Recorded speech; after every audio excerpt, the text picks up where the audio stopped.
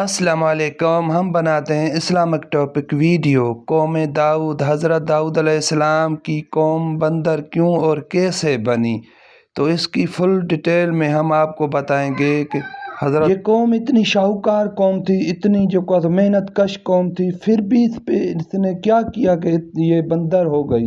اس نے کون سا ظلم کیا؟ ہاں دوستو، اس قوم نے ایک غلطی کی تھی۔ جب حضرت داؤد علیہ السلام نے اس قوم کو سمجھانے کی کوشش کی اور اس قوم کو اکٹھا کر کے کہا کہ تم خدا کے راہ پر چلو اور خدا کے کہے ہوئے قانون اور اس کی نصیحت پر چلو، تو اس قوم نے چلنے کے بجائے حضرت داؤد علیہ السلام کو نبی ماننے سے انکار کرنے کے آواز بلند کیے۔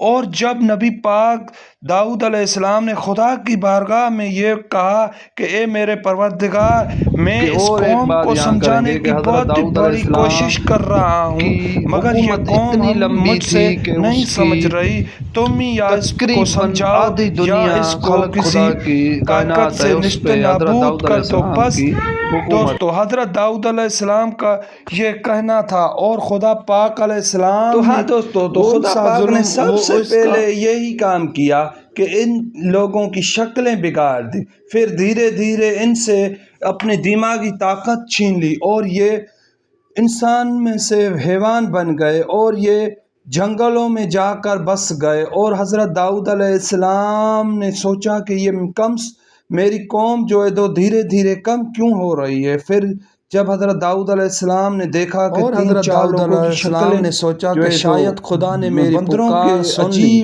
اور میری امت پر یہ قہر ڈال دیا ہے۔ ایک بار پھر حضرت داؤد علیہ السلام نے اپنی قوم کو اکٹھا کیا اور انہیں سمجھانے کی بہت بڑی کوشش کی کہ اے میری امت، تم سمجھ جاؤ، خدا پاک نے تمہاری شکلیں بگاڑ کر تمہیں یہ چنوتی دی ہے کہ تم سیدھے راستے پر اور خدا کے نبی کے کہنے پر چلو، مگر کہاں یہ قوم سدھرنے والی تھی۔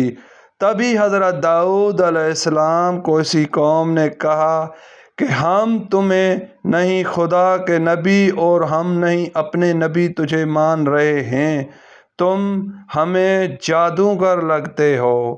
تبھی خود نبی پاک نے خدا کی دربار میں ایک اور ہاتھ بلند کیے اور کہا کہ میرے پروردگار، دوسری بار میں نے ان لوگوں کو سمجھانے کی کوشش کی ہے، مگر یہ کہاں سیدھے راستے پہ چلنے والے ہیں۔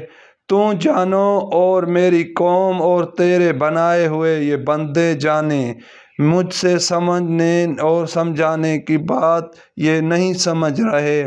تبھی خدا پاک نے ان لوگوں پر ایک بار اور اپنا عذاب اور قہر ڈالا اور اتنی بارش کر دی کہ حضرت داؤد علیہ السلام کی آدھی قوم اس بارش میں ڈوب کر مر گئی۔